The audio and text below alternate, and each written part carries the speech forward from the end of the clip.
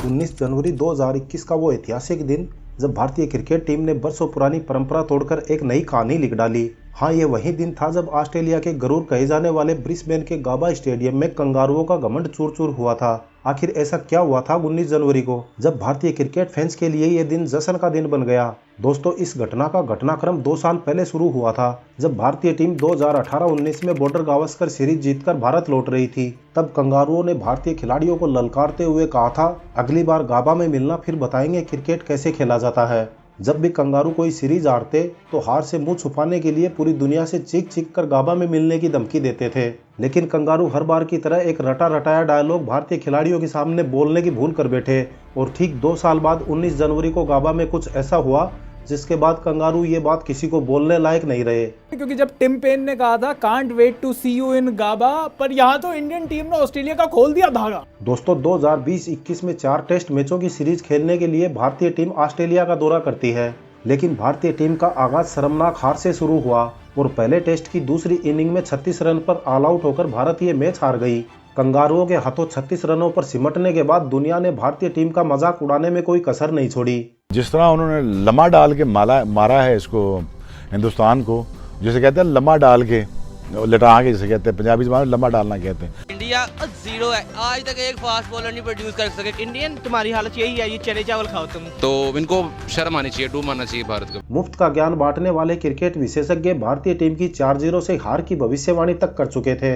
लेकिन भारत ने अगले 3 मैचों में जिस तरह से वापसी कर न सिर्फ कंगारुओं को धोया बल्कि उन भविष्यकर्ताओं के मुंह पर भी जोरदार तमाचा जड़ा।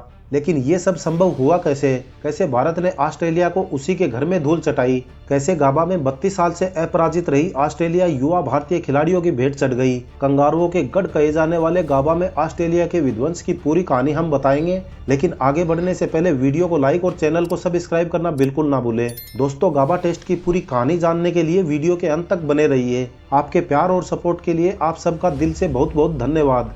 तारीख 15 जनवरी और साल 2021, एक हार, एक जीत और एक ड्रॉ के बाद सीरीज 1-1 से बराबरी पर थी। परंतु सीरीज शुरू होने से पहले ही ये कयास लगाए जा रहे थे कि भारत चौथा मैच कभी नहीं जीत पाएगा। क्रिकेट विशेषज्ञों द्वारा फिर से एक बार भारत को मैच शुरू होने से पहले ही हारा हुआ घोषित कर दिया गया। इसके पीछे की वजह थी वो ग्राउंड जहां अगला मैच होने वाला था। जी हां, ऑस्ट्रेलिया के ब्रिस्बेन के बीचों बीच मौजूद गाबा का क्रिकेट स्टेडियम। क्रिकेट की दुनिया में जिसे ऑस्ट्रेलिया का कसाई खाना कहा जाता है। दुनिया की किसी भी टीम के लिए इस मैदान पर जीतना तो छोड़ो, मैदान पर टिके रहना भी सपने की तरह है। जहां पिच में बाउंस और स्विंग इतना कि बड़ी से बड़ी टीम ऑस्ट्रेलियाई पेस अटैक के सामने घुटने टेकने पर मजबूर हो जाती है। और यही वजह है कि 1988 के बाद ऑस्ट्रेलिया ने गाबा में अब तक हार नहीं देखी। गाबा के इस मैदान पर ऑस्ट्रेलिया ने बड़े बड़े दिग्गज बल्लेबाजों का गरूर तोड़ा है। इस मैदान पर कंगारू टीम का रिकॉर्ड उसके दबदबे की कहानी बयां करता है और इसी रिकॉर्ड के दम पर ऑस्ट्रेलिया के दिग्गज मैच शुरू होने से पहले ऑस्ट्रेलिया को सीरीज जिता चुके थे। और दूसरी तरफ भारतीय टीम का हाल देखकर किसी भी संभावनाओं से इनकार नहीं किया जा सकता था, क्योंकि अस्पताल से मिलता जुलता भारतीय टीम का ड्रेसिंग रूम भारतीय टीम की हालत बयां कर रहा था। सीरीज का तीसरा मैच आते आते भारतीय टीम का ड्रेसिंग रूम अस्पताल के वार्ड में तब्दील हो चुका था, जहां हर मैच के बाद घायलों की संख्या बढ़ती जा रही थी। और ये सिलसिला पहले मैच से ही शुरू हो गया था। दूसरे मैच में उमेश यादव, तीसरा मैच खेले जाने तक रविंद्र जडेजा और जसप्रीत बुमराह भी चोटिल हो चुके थे। वहीं अश्विन और हनुमा विहारी ने जिस तरह मैच में पेन किलर ले लेकर ऑस्ट्रेलिया अटैक का सामना किया, तभी ये कन्फर्म हो गया था कि ये दोनों अगला मैच नहीं खेल पाएंगे। विराट कोहली को बीच सीरीज घर लौटना पड़ा और ईशांत शर्मा दौरे पर चोट लगने की वजह से खेल नहीं पाए। यानी प्लेइंग 11 में शामिल आधे खिलाड़ी भी टीम में मौजूद नहीं थे। टीम इंडिया के पास आखिरी मैच खेलने के लिए 11 खिलाड़ी तक पूरे नहीं हो पा रहे थे। ऐसे में उन खिलाड़ियों को भी खिलाया गया जो इस दौरे पर सिर्फ इसलिए आए थे ताकि वो नेट पर भारतीय बल्लेबाजों को बॉलिंग कर उन्हें प्रैक्टिस करवा सके। जब भारतीय टीम आखिरी मैच खेलने गाबा पहुंची, तब तक उनके पास 3 नेट गेंदबाज और 3 तेज गेंदबाज खेलने लायक बचे थे, जिनके पास कुल मिलाकर 4 टेस्ट मैच खेलने का अनुभव था। मेरे ख्याल से सिर्फ कुलदीप यादव हैं जो इस टीम की टूरिंग पार्टी में, उसके अलावा सभी प्लेयर्स नेट बॉलर से सर, टी नटराजन, सिराज, सैनी, सब। ऑस्ट्रेलिया टीम इंडिया को देखकर ये मान चुकी थी कि उसे मैच में आसानी से जीत मिल जाएगी और गाबा का वर्चस्व कायम रहेगा। मैच से पहले ही जीत ऑस्ट्रेलिया के पक्ष में पड़ी नजर आ रही थी, क्योंकि 32 साल से ऑस्ट्रेलिया इस मैदान पर हारी नहीं थी। लेकिन इंडिया की यंग ब्रिगेड का इरादा कुछ और ही था। मेलबोर्न और सिडनी में शानदार प्रदर्शन के बाद टीम इंडिया के हौसले बुलंद थे और इसी बुलंद हौसले के साथ भारतीय टीम 15 जनवरी को गाबा के मैदान में पहुंचती है, जहां टॉस के लिए सिक्का उछाला जाता है और सिक्का भी किस्मत से ऑस्ट्रेलिया के पक्ष में गिरता है। जहां ऑस्ट्रेलियाई कप्तान टिम पेन ने टॉस जीतकर पहले बल्लेबाजी करने का फैसला लिया। ऑस्ट्रेलिया ने टीम में सिर्फ एक बदलाव किया था, जबकि भारत कई बदलाव के साथ मैदान में उतरता है। मतलब साफ था कि भारत खेलने लायक बचे अपने सभी प्लेयर को फील्ड में उतार देता है, जिसमें टी नटराजन और वाशिंगटन सुंदर दुनिया की सबसे खतरनाक टीम के सामने अपना डेब्यू कर रहे थे। ऑस्ट्रेलियाई पारी की शुरुआत करने डेविड वार्नर और मार्कस हैरिस मैदान में उतरते हैं, परंतु भारतीय पेस अटैक को लीड कर रहे मोहम्मद सिराज पहले ही ओवर में वार्नर को आउट कर पेवेलियन का रास्ता दिखा देते हैं। फिर 9वें ओवर में शार्दुल ठाकुर ने हैरिस को वाशिंगटन सुंदर के हाथों कैच आउट करा ऑस्ट्रेलिया को एक और बड़ा झटका दे दिया। महज 17 रन पर 2 विकेट के बाद ऑस्ट्रेलिया को समझ में आ चुका था कि अनुभवहीन भारतीय युवा तेज गेंदबाज गाबा के किले की नींव हिला सकते हैं। इसलिए मार्नुस लाबुशेन और स्टीव स्मिथ बिना जोखिम लिए संभलकर पारी को आगे बढ़ाते हैं। फिर मैच के 35वें ओवर में वाशिंगटन सुंदर ने स्मिथ का विकेट चटकाकर ऑस्ट्रेलिया की बढ़ती साझेदारी को तोड़ दिया। जिस आधी अधूरी भारतीय टीम को कंगारू कम आंक रहे थे, अब वहीं युवा भारतीय टीम कंगारुओं पर हावी होती नजर आ रही थी। इसके बाद भारतीय गेंदबाजों से अपना विकेट बचाते हुए लाबुशेन तो अपनी सेंचुरी पूरी कर लेते हैं, लेकिन अगले ही ओवर में मैथ्यू वेड और उसके अगले ओवर में लाबुशेन नटराजन का शिकार बन जाते हैं। पहले दिन का खेल समाप्त होने तक ऑस्ट्रेलिया ने 5 विकेट खोकर 274 रन बना लिए थे। फिर दूसरे दिन ऑस्ट्रेलियाई बल्लेबाज पारी को शानदार तरीके से आगे बढ़ाते हैं। एक टाइम ऐसा लग रहा था कि ऑस्ट्रेलिया एक बहुत बड़ा स्कोर बनाएगी, लेकिन भारतीय गेंदबाज शानदार तरीके से कमबैक करते हुए ऑस्ट्रेलिया को 369 रनों पर रोक देते हैं। अपना डेब्यू मैच खेल रहे नटराजन और वाशिंगटन सुंदर ने 3-3 विकेट लेकर ऑस्ट्रेलिया की कमर तोड़ने में अहम भूमिका निभाई। इसके बाद भारतीय पारी का आगाज करने के लिए रोहित शर्मा और शुभमन गिल मैदान में उतरते हैं, लेकिन जल्द ही शुभमन गिल 7 रन के स्कोर पर आउट हो जाते हैं और रोहित शर्मा अच्छी शुरुआत तो करते हैं, पर इसको बड़े स्कोर में तब्दील नहीं कर पाए। 20 ओवरों के खेल तक 60 रन के स्कोर पर भारत अपने दोनों सलामी बल्लेबाजों का विकेट खो देता है। फिर बारिश के बाद खेल को वहीं पे रोक दिया गया, यानी दूसरे दिन का खेल यहीं खत्म हो जाता है। इसके बाद तीसरे दिन बल्लेबाजी करने उतरी भारतीय टीम बिल्कुल वैसे ही खेल रही थी जैसा ऑस्ट्रेलिया ही सोच रहे थे। एक के बाद एक लगातार विकेट गिरते गए। इस तरह भारत ने 186 के स्कोर पर 6 विकेट खो दिए थे, यानी पहली पारी में ही भारत के एक बड़े स्कोर से पिछड़ने की पूरी संभावना बन चुकी थी। लेकिन अपना पहला मैच खेल रहे वाशिंगटन सुंदर और चौथा मैच खेल रहे शार्दुल ठाकुर ने अपनी अपनी सेंचुरी बनाते हुए 100 रनों की साझेदारी कर डाली। गाबा जैसे पिच पर मिचेल स्टार्क, पैट कमिंस और जोश हेजलवुड की तेज तरार बॉलिंग के सामने ये दोनों बल्लेबाज खूंटा गाड़कर टिके रहते हैं। भारत की तरफ से नंबर 7 और 8 पर आए ये बल्लेबाज ऑस्ट्रेलियाई बॉलरों को एक के बाद एक शानदार बाउंड्री लगाते हुए तबीयत से धुलाई कर रहे थे। इन दोनों ने 7वें विकेट के लिए 123 रनों की साझेदारी कर भारत का स्कोर 300 के पार पहुंचा दिया था, जिसमें शार्दुल ठाकुर 67 और वाशिंगटन सुंदर 62 रन का योगदान देते हैं। इन दोनों की साझेदारी से लड़खड़ाती भारतीय पारी एक बार फिर से खड़ी हो चुकी थी।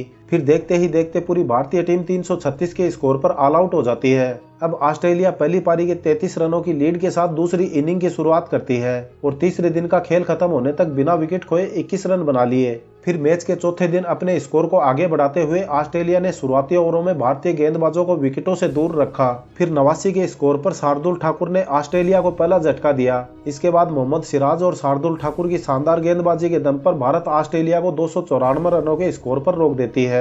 दूसरी इनिंग में मोहम्मद सिराज ने 5 और शार्दुल ठाकुर ने 4 बल्लेबाजों के विकेट चटकाए। अब भारत को ये मैच जीतने के लिए 328 रन बनाने थे, जिसके बाद भारत ने चौथे दिन का खेल खत्म होने तक बिना कोई विकेट खोए 4 रन बना लिए थे। यानी अब भारत को आखिरी दिन मैच जीतने के लिए 324 रनों की जरूरत थी, वह भी एक ऐसे ग्राउंड पर जिसे ऑस्ट्रेलिया का गढ़ कहा जाता है। 5वें दिन गाबा के पिच पर बल्लेबाजी करना और वो भी ऑस्ट्रेलियाई पेस अटैक के सामने किसी अग्नि परीक्षा से कम नहीं था। 5वें दिन भारत के पास ये मुकाबला जीतने के लिए 90 ओवरों में 324 रन का टारगेट था, परंतु 18 के स्कोर पर पैट कमिंस ने रोहित शर्मा को आउट कर भारत को एक बड़ा झटका दे दिया। अब भारतीय पारी की कमान संभालने चेतेश्वर पुजारा को मैदान में भेजा गया। युवा शुभमन गिल पुजारा के साथ मिलकर भारतीय पारी को तेजी से आगे बढ़ाते हैं। अब गिल के बल्ले से एक के बाद एक कड़कड़ाते शॉट निकलने शुरू हो चुके थे, जो हरे घास के मैदान में आग लगाते हुए सीधे बाउंड्री से जाकर टकरा रहे थे। गिल का ये आक्रामक रूप देखकर ये साफ लग रहा था कि वो मैच बचाने नहीं बल्कि मैच को जिताने के लिए खेल रहे थे। एक तरफ शुभमन गिल टेस्ट को वनडे की तरह खेल रहे थे, तो दूसरे छोर से चेतेश्वर पुजारा अंगद की तरह पैर क्रीज पर गाड़कर गेंदबाजों का हौसला तोड़ रहे थे। देखते ही देखते गिल और पुजारा के बीच 128 रनों की साझेदारी हो चुकी थी। फिर 132 के स्कोर पर नाथन लियोन गिल को आउट कर देते हैं। शुभमन गिल दूसरी पारी में एक ऐतिहासिक टेस्ट शतक से सिर्फ 9 रन दूर रह जाते हैं। गिल के बाद मैदान में अजिंक्य राणे आए और 24 रनों का योगदान कर जल्दी ही वापस लौट गए। राणे के विकेट के बाद जीत की लालसा में कंगारू और भी खौफनाक हो गए थे, लेकिन ऋषभ पंत ने आते ही हर ओवर में चौके छक्के उड़ाने शुरू कर दिए थे। एक तरफ ऋषभ बॉलरों की धुलाई कर रहे थे तो दूसरे छोर से पुजारा भारतीय पारी की ढाल बनकर खड़े थे। गाबा के उछाल भरे पिच पर पुजारा ने आधा दर्जन से अधिक गेंदें अपने हाथ, मुंह, कंधे और सीने पर खाई थी, लेकिन पुजारा ने अपना विकेट आसानी से नहीं गिरने दिया।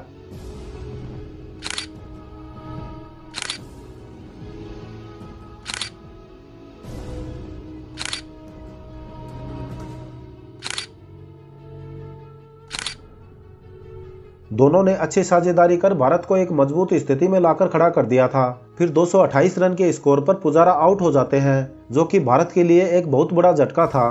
पुजारा की 211 बॉल में 56 रनों की इस ऐतिहासिक पारी ने भारत की जीत को लगभग सुनिश्चित कर दिया था। अब भारत को मैच जीतने के लिए 18 ओवरों में 100 रनों की जरूरत थी, परंतु सबसे बेहतरीन ऑस्ट्रेलियाई गेंदबाजी आक्रमण के खिलाफ गाबा के पिच पर 5वें दिन, और वो भी आखिरी घंटे में बल्लेबाजी करना किसी बुरे सपने से कम नहीं था। लेकिन ये युवा भारतीय टीम हार कहां मानने वाली थी। जहां सबको ये लग रहा था कि भारत ये मैच बचा ले, ये भी बहुत बड़ी बात होगी। एक तरफ लगातार भारत के विकेट गिरते जा रहे थे तो दूसरी तरफ ऋषभ पंत ताबड़तोड़ शॉट पर शॉट लगा रहे थे, मानो वो टेस्ट नहीं T20 खेलने आए हैं। आखिरी के 4 ओवरों में ऋषभ पंत हर गेंद पर प्रहार करते हुए, गिरते पड़ते हुए, हवा में लहराते हुए बस भारत को ये मैच जिताने की सोच रहे थे। फिर 20 गेंद शेष रहते हुए ऋषभ पंत के बल्ले से एक जीत की बाउंड्री निकलती है। उस बाउंड्री के साथ भारत गाबा में एक ऐतिहासिक जीत हासिल कर लेता है। लेकिन दोस्तों, इस सीरीज में जो सबसे खास था वो युवा भारतीय खिलाड़ियों का जीतने का जज्बा और हार ना मानने का संघर्ष था। 32 साल बाद युवा भारतीय टीम गाबा का घमंड तोड़कर हाथों में तिरंगा थामकर मैदान का चक्कर लगाती है और युवाओं को हार से पहले हार ना मानने की प्रेरणा देती है। दोस्तों, इस मैच में भारत के युवा एक ऐतिहासिक मैच को जीतने के लिए जिद पर अड़ गए थे और इन्हीं युवाओं के हौसले से भारत ने गाबा का 32 साल का रिकॉर्ड तोड़कर भारत का गौरव बढ़ाया था। अगर आपको भारतीय टीम के युवाओं का संघर्ष और ऐतिहासिक जीत का वीडियो पसंद आया तो वीडियो को लाइक जरूर करें। इस मैच को किन किन लोगों ने लाइव देखा था वो अपना अनुभव कमेंट करके जरूर बताएं। दोस्तों, इसी तरह के ऐतिहासिक मैचों के वीडियो देखने के लिए चैनल को सब्सक्राइब करना बिल्कुल ना भूलें। फिर मिलेंगे अगले वीडियो में एक नई कहानी के साथ। जय हिंद, जय भारत।